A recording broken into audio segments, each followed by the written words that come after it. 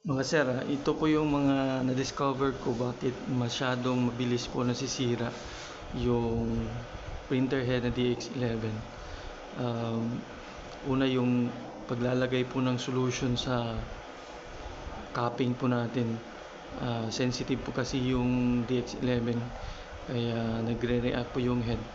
Pangalawa po, um, yung madalas po na pagmamanual cleaning po natin, napupwersa po kasi yung head. Mas maigi po tingnan po muna yung mga dahilan bakit nawawala yung nozzle checks natin.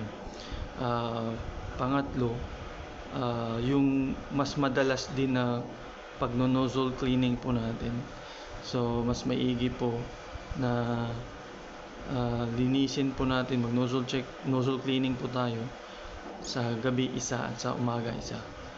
Tapos ganun din, bago tayo magpwersang paulit-ulit na mag-nozzle cleaning, i-check po natin baka yung tangke natin wala nang laman or may hangin na. Paulit-ulit nating i-cleaning yan, mapupwersa din yung head natin. Tandaan nyo po, yung DX11 parang disposable po siya, kaya kailangan niyang hindi mapwersa. Tapos mas maigi po yung mga sira, pag na-discover po natin yung mga sira na mga damper or mga hose, ay nakikita po natin bago tayo magpuwersa na i-cleaning.